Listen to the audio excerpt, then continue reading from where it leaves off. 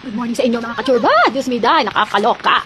Magandang umaga ngayon ang ending. Diyos me, may sumunod sa akin. Ha, nakakaloka.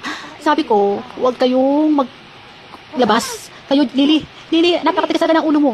Ang daldal mo pa. Ang hilig talaga makapag-usap niya ni Lily. Sabi ko kasi sa kanila, umaga ngayon, lalabas na ako, tayo magja-jogging. Papaaraw ako. Tingin lang sila tingin. Ang ending, di po nga, hindi ko akalain, nandun siya sa likod ko. Masasabi lang siya ng, meow, meow, meow. Yung pala, nasunod na, di po nga pagtingin ko sa likod ko, ayun na pala si Lily. Ay, Diyos me, dahil. Sabi ko sa kanila, huwag silang lumabas ng kalsada. Kasi nga, mga baby pa sila. Baka hindi sila mapansin dyan. Ay, di po nga, sagasaan talaga sila nang hindi mo inaasahan. Sa totoo lang, kaninang umaga, bibili rin ako ng pandesal. Madilim pa naman. Kasi sabi ko, bibili ako ng pandesal. Abay, andun na ako sa kanto, sa labas ng gate. Nauna pa pala sa akin sila. Ayan si Lily at si Gigi ay mahilig. Nahabol. Nung parang mga bata. Oo, parang talaga mga baby na nasunod lagi sa labas. Kaya lagi ko yan talaga tinatakasan ko talaga yan. Wala na nga lang, sarado ako yung pinto. Excuse me. Kaya ayoko naman nakakulong sila sa bahay. Hayaan ko sila. Kaso ang ending, ayoko silang isama sa kalsada. Kasi nga niliit nila, baka hindi sila akalain na, ang dami pa mga motor dito. Nga tricycle. Kaya hindi mo inaasahan na baka mapilayan sila dito ano. Next, nililisan mo na. Imbis na nag-exercise at nag-jogging. Ay, hindi. Exercise pala sa bahay. Dito ako nag-jogging at nagpapaaraw. Alam nila yan araw-araw. Simula na dumating sila sa buhay ko. Alam nila ang ano ko lang sa umaga. Yung pagising ko sa umaga, papakainin ko muna sila. Kasi nga pagbukas ko ng pinto, inahatid ko yung labas ko muna yung kapatid ko kasi napasok. So binubuksan ko yung pinto. Ang ending na pasok ang mga alaga namin. So pagising ng pagbangon ko mga alas 4:30, bubuksan ko sila ng pagkain. Pero nag-iiwan ako sa gabi ng pagkain nila. Sa umaga, ubos na yung pagkain. So kailangan ko silang bigyan ng pagkain na yung umaga. So, pagdating habang nakain sila, nag-ano ako ng kape ko, tapos bili ako ng pandesal. Hindi po malang ending, nagsunuran din sa akin. Si Lily at si Gigi ang mahilig sumama. Bakit talaga mga baby? Daming aso dito. Ayan, binuhat ko muna siya kasi nga may mga aso, takot siya sa aso. Buti lang nakatali ang mga aso. Dahil dyan, hindi ako nakabili ng pandesal, hindi ko magkakasama nila. Madilim pa eh. Baka kasi masagasaan sila. Oo. Sinish. Hindi ko alam kung stress ba ito or ano. Diba sa mga cute na cute sila kay at nakakatuwa. Alam mo yung parang mga baby anak. Kung parang may mga anak na talagang aaskasuhin mo at alagaan. Bilisan mo, Lily. So, uwi na tayo. Mas naiikot pa ako uli. Yung mga aso dyan, bilisan mo. Mamaya takot-takot ka na naman. Kung buhatin ko na naman, kaya hindi makalampas ng may aso. Kasi may galit na agad alam mo talaga nalaman na. Mamaya, pababa na naman siya. Kaya nakalampas sa kanila sa aso eh. Kaya, gusto niya maglakad mag-isa. Lily, bilisan mo na. Imbis na nakapag-exercise ako mag-isa, nakakapag-jogging. Imbis na, nakakaisang ikot pa lang ako. Imbis na hanggang doon sa may school, doon ako naikot. Lalakad na nga doon sa may school. Kaso ngayon, ayoko pumunta doon sa paglakad doon. Kasi baka sumunod itong mga to.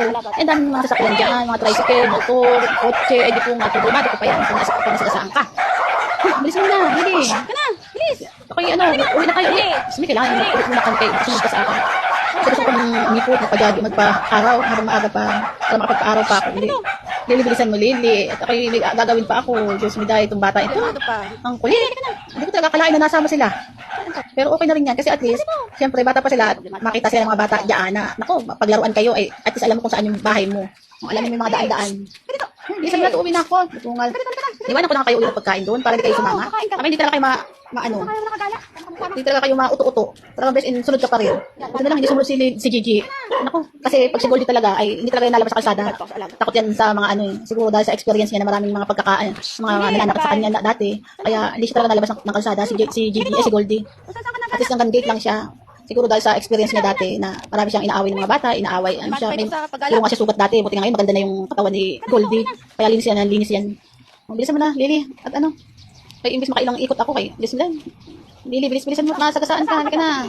Lily, dali, may dadaan na jeep. Hindi ko nga, sagasaan ka dyan, bilisan mo, huwag ka lagi sa basurahan buti nga di masyadong arte, at least di siya nakain ng pagkain sa basura. Pero ewan ko lang ng baby siya, kasi yan talaga yan nakuha ni Simon sa may mga truck, sa loob ng truck yan nakatira dati. Kaya ayaw niyan sumama dati. Pero ngayon bismiday, habol-habol na. Bilisan mo na. Lily, bilisan mo na. At ako'y, sagasaan ka talaga. Kasi problemado pa ako sa inyo. So, uwi na tayo. Magpaiwan ka na dyan, ha? At ako'y, bilisan mo, pasok. Kumain kayo doon, may pagkain doon. Dali, huwag ka nang sagot yan. Bilisan mo na, Lily. Pasok. Lily, pasok na. Iwan ako kayo, bahala ka siya na doon kayo ng pinto. Ito pa si Goldie, hindi napunta dyan sa kalsada. Ito si Lily at si Gigi, talaga. Bilisan nyo na, uwi na kayo. Bahala kayo, saraduhan ko na kayo ng pinto. Bahala kayo dyan. Pasok na ako. Sige, bahala kayo dyan. Pag nasagasaan kayo dyan, sa kapatid Gigi, hindi pa kayo sa gitna. Kayo nasagasaan dyan, ay bahala kayo. Bye-bye na. Pasok na ako. Bahala kayo. Saraduhan ko kayo ng pinto. O, diba? Ay, hindi po nga. Nano ko na nga. Sabi ko, lalabas na ako. Pinapasok ko na nga sila. Sabi, tumakbo na uli ako para makaikot. Ang ending, hindi po nga. May kasunod ako isa naman. Ay, hindi sinaingit ata. Siya naman ang sumunod sa akin. Diyos me, day, ano ba naman yung alaga na iyan? Si Gigi naman ang sumunod. Parang nag-usap ata yung dalawa. Si Gigi at si Lily. Kung sinong una at pangalawang susunod sa akin. Hey, Diyos me. Ay, at least ito si Gigi. Ano lang talaga yan. Sunod lang talaga na sunod yan. Si Lily kasi madaldal. Ang dami-dami sinasabi ko anong gusto. Kailangan pati ako maghanap pa sa mga gusto niya. Ito si Gigi, as in talagang susunod lang yan. Hindi yan maingay. Kaya yan, dire-diretso lang muna kami. At least wala ko masyadong stress kay Gigi. Kay tahimik lang siya lumakad ng lumakad. O, di ba? Ang cute-cute, liit-liit. Pero sa totoo lang, lumaki-laki na sila ng konti. Dati kasi as in talagang liit na liit. Oo, mga wala pa masyadong balahibo. Kaya ngayon meron silang balahibo. Tapos yun, bilisan mo na dyan. Dahil dyan, at least nakapaglakad-lakad ako ng ayos. Mas okay pala na si Gigi ang kasama ko. Wala ko masyadong stress. Kaso sabi ko, mag-ingat-ingat lang. Kaya baka biglang may dalang motor. Kaya tumabi ka kaagad. O, bilisan mo na Gigi. At tayo, para makaikot. Gusto ko talaga makaikot pa. Kaso ang ending, parang ayoko na maglakad-lakad pagbalik. Kaya di ko nga may dalawa na sila. Sige, kaloka. O, Gigi, bilisan mo na. Buhat, napakita pa kami. Kaya sabi ni nanay na, bakit talaga kasama akong pusa. Eh sabi ko, alaga po kasi yan ang pamangkin ko. Ang ending sa akin ko binaba sa bahay, sa apartment ko. Kay bawal kasi doon. Bawal kasi ang may-ari ng apartment nila na may mga alaga. So sabi ni nanay na, huwag daw ako mag-alaga ng aso, ng pusa, di ba ng aso, huwag na pusa, kay mabaho daw. Sabi ko, hindi naman po talaga ako nag-aalaga. Kaso, wala, dumating sila mga baby. Nakakaawa naman na palayasin na, baby. Kasi si Simon ang nag-iwan yan sa apartment na pinapasukan ko. Kaya, Baby pa siya? Yan, tabi-tabi ako sa Gigi, bismiday. Aloka, stress talaga kayo. Kaya sabi ko, okay lang po na maalaga yung mga, baby. Okay, parang, baby pa kasi nakakaawa din talaga. Hindi ko alam, iniwan ako ng nanay niya. Kaya, yan, pakalat-kalat sila. Pero yun, Gigi, bilisin mo na, may mga aso-aso na naman dyan, nakatali. Pero dapat, kung magpapabuhat ka at matakot na naman sa aso. Gigi, bilisin mo na, lakad na. Ay, nako. Sana bukas makatakas na talaga ako ng ayos. Kaya mahirap talaga nang may problema sa paglakad-lakad. Diyos me. Kahit ngayon pag napunta ako ng mineral ko noon, ayun lang, ang hindi ko sila, buti nga hindi sila sumama. Kasi sinabi ko na doon ako sa kalsada pupunta kasi sasakay ako ng jeep. At babalik din naman ako. Basta bahala kayo magbantay ng bahay. Oo, naasikasuhan din nila, no? Kasi hindi sila sumama nung isang araw kasi sa mineral ko pumunta. Sa awa naman hindi sila sumama. Oo. Hanggang sa makauwi ako sa bahay. Yun, tuwan-tuwa sila, kita nila ako na dumating ako. Oo. Dahil sa mabait sila, binigyan ko sila ng pagkain. Ay sila lang gusto talaga ng pagkain. O, bilisan mo na, Gigi. Tayo uli. Binuhat ko na naman kayo takot doon. Kaya may mga aso kasi, lalaki kasi yung aso dyan. Buto na lang nakatali. So, ending yan. Nagpapababa na naman dyan si Gigi naman ang nagpapababa. Kaya gusto niya mag-exercise din. Mag-jogging. Sige, talampas na tayo sa aso. So, mabaka na. Sa ingat ka lang sa baka masagasaan ka ng mga motor. O, Gigi, bilisan mo na. Mabilis. At tayo, kapagpaaraw si Mami. O, diba? Dahil ko pa may isang anak. Diyos me. Kaloka. Ganyan pala yung mga pusa. Hindi ko kakalain. Kasi first time ko lang talaga mag-alaga ng mga pusa. Yung mga baby. Hindi ko talaga, feeling ko lang kasi, para sa mga baby. Kasi inaasikaso ko pakainin. Gusto pa tumabi. Kaya lang sa gabi, hindi ko sila pinapatulog sa loob ng bahay. Kasi nga, si kapatid ay ayaw na may pusa. Kaya yun, sa nare-ready ko yung pagkain nila sa labas. Kasi may bahay-bahayan naman sila. Pero pag naulan, talagang best in pasok ko sila sa loob ng bahay kasi naulan. Mahirap naman na magkasakit sila. Kaya yan, Gigi, bilisan mo na. Tayo, para makapagpaaraw na ako. Gigi, bilisan mo na. Bilis din naman. May mga motor-motor dyan, bilis. May napadaan ako mga Durabox. Nagtanong ko lang ako dun sa kapitbahay ko, chismosa din na, magkano ba yung mga ganyan na, monthly ba yan? Sabi niya, oo, monthly yan, pero mahal yan, kaya huwag ka ng murder. Sabi niya, mag-ano ka sa mga TikTok or Shopee, or gusto mo bumili ka na sa mall, wag lang mga ganyan, kay mahal ang ano yan. Kaya yun, ang hindi, mag-TikTok na lang ako.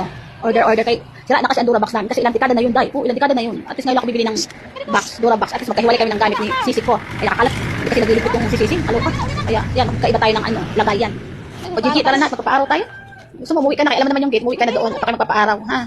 Bisa mo pagtawid at masagasaan ka, bilisan mo. Diyos me. Magpapaaraw tayo. Hirap talaga kaya para talaga may batang alagain. Pero buti na lang si Gigi, medyo okay kausap. Kasi si Lily, makulit talaga, makulit ka matigas ulo. Oo. Ito si Gigi, mabait yan, tahimik lang.